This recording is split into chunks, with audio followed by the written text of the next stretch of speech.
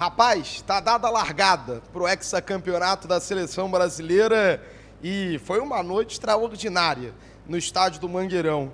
E aí eu queria destacar a emoção de Fernando Diniz e a emoção do técnico Neymar Júnior. Fernando Diniz, quando eu perguntei a ele sobre a Copa do Mundo de 82, quando ele tinha 8, 9 anos, ele nos contou que foi logo depois dele perder o pai dele. Foi um momento que ficou muito marcado na história, na vida pessoal, e que era um momento que ele, como criança, sonhava em jogar bola, em trabalhar com futebol. E o Neymar também quase foi às lágrimas aqui no estádio do Mangueirão, ao ser homenageado pelo presidente da CBF, Edinaldo Rodrigues, recebendo uma placa por alcançar a incrível marca dos 79 gols com a camisa da seleção brasileira. E eu quero compartilhar agora com você essa homenagem que o Neymar recebeu e quase levou o atleta às lágrimas aqui depois dessa grande partida no estádio do Mangueirão.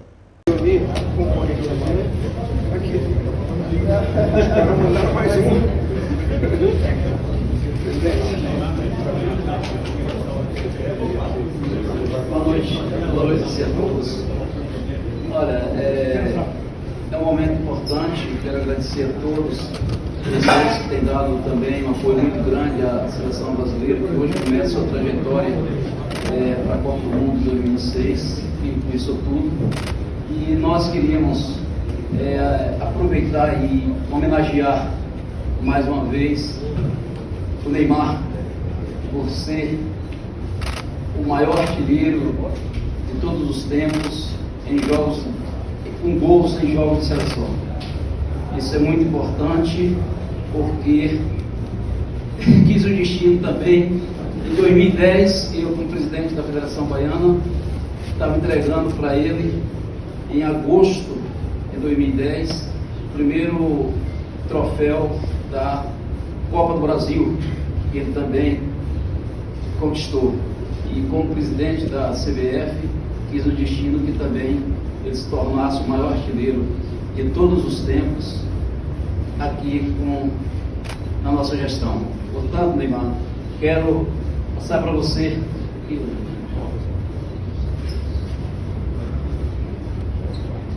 essa placa aqui, que é uma homenagem da CBF para todos.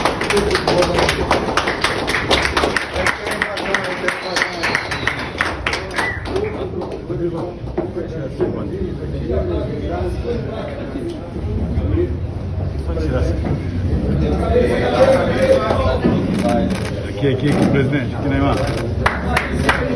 Todo mundo aí, entra aí.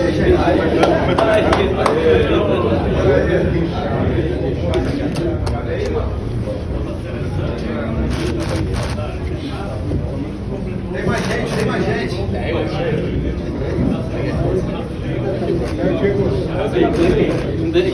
Pra cá, pode ir pra cá.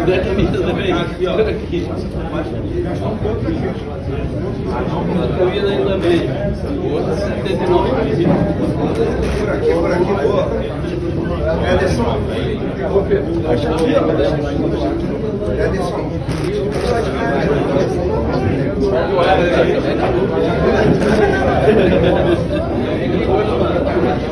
Aqui, presidente, aqui, Neymar.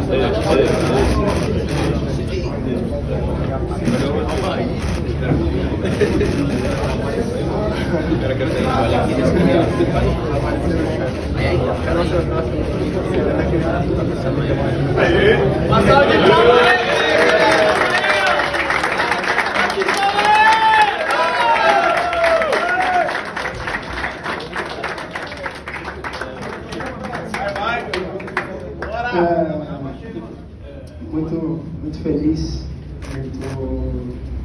acho que sem palavras, né? Jamais imaginei alcançar esse recorde, né? E desde já quero dizer que alcançando esse recorde só porque eu passei pela, não quero dizer que sou o melhor que ele, o melhor que qualquer outro jogador da seleção.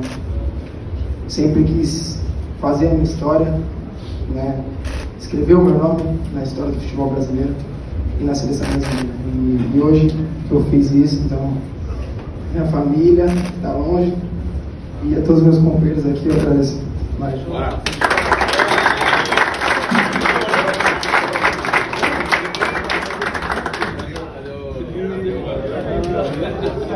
Agora eu quero coletivo do Diniz.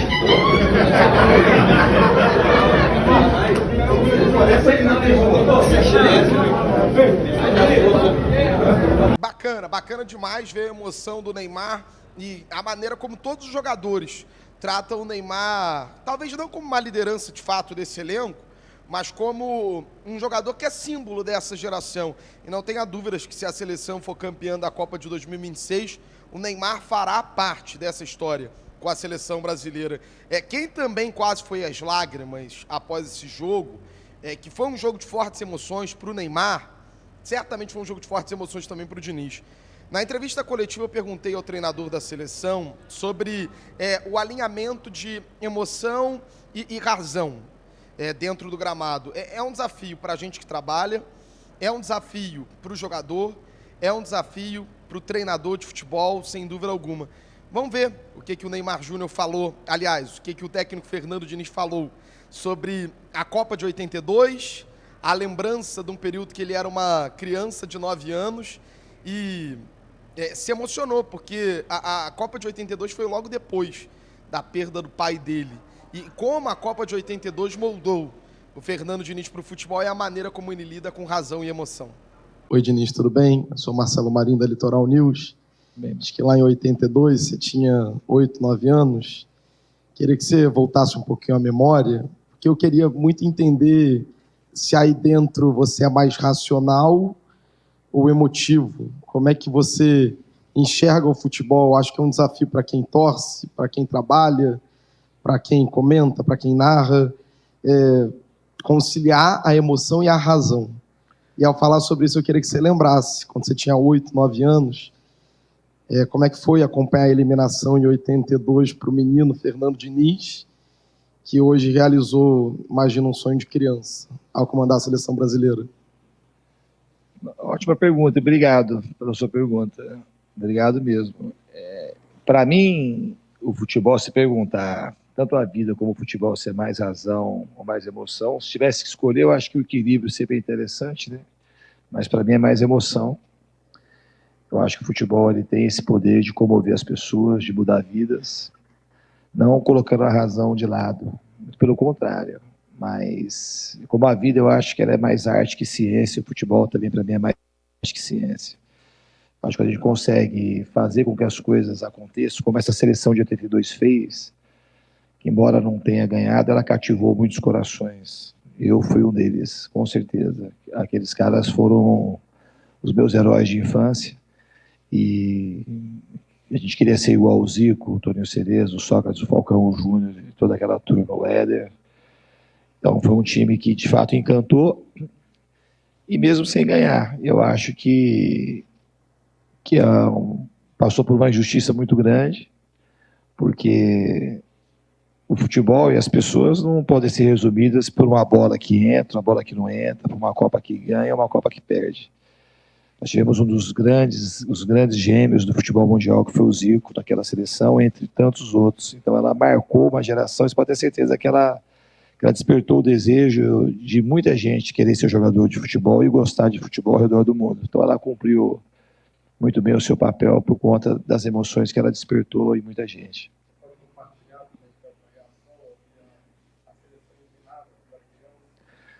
Aquilo foi um motivo de muito choro. Naquela época, em 1982, eu tinha 8 anos, tinha recentemente perdido meu pai. Nós somos uma família muito grande, de 7 irmãos.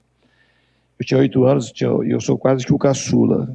Então, era uma época que a gente pintava as ruas, a gente desenhava os jogadores nas paredes. Então, o Brasil, com aquela seleção que eu me lembro, que tinha um engajamento e uma empolgação muito grande. E o time despertou quase que uma certeza de que ia ganhar o título. Então foi uma tristeza avassaladora, muita gente chorando, eu inclusive. Então teve muito choro quando aquela seleção perdeu. Bom, tá aí, portanto, o técnico Fernando Diniz. Agora a seleção brasileira está embarcando nesse sábado para Lima, no Peru. Lá fará 2 atividades, 2 sessões de treinamentos.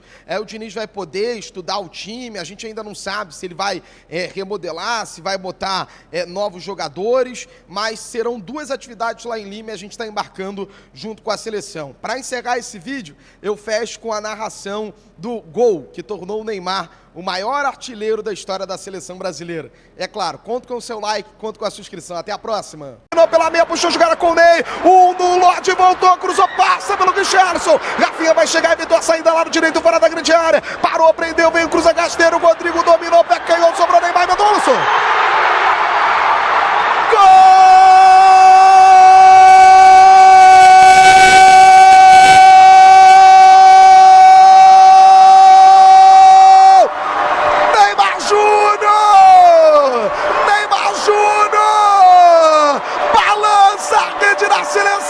O maior artilheiro da nossa história, o ídolo dessa geração, o ídolo dessa geração. Esse povo te ama, Neymar. Esse povo te ama, Neymar. Falem mais alto dele. Ele dá a resposta dentro do gramado. Ele dá a resposta dentro do gramado. É com ele que a gente vai buscar a 6ª estrela. É com ele que a gente vai buscar a 6ª estrela. O Mangueirão se rende ao talento de Neymar Júnior. Agradece aos céus. Escreve a tua história, Ney. Escreve a tua história, Neymar. O maior artilheiro da seleção brasileira. O maior artilheiro da seleção. Pentacampeão mundial. Neymar Júnior. Gades com honra. Gades com méritos. Gades com a alegria de um povo inteiro. Faz, Neymar. Faz essa nação de novo sonhar e diz: isso aqui é o Brasil. E o sonho da 6ª estrela está vivo. A caminhada para a Copa começa aqui. É daqui para conquistar o mundo de novo. Reconquistar o que um dia foi nosso. Neymar Júnior, número 10 da camisa agora. Brasil 4, Bolívia 0. Respeitem Neymar Júnior, Guilherme.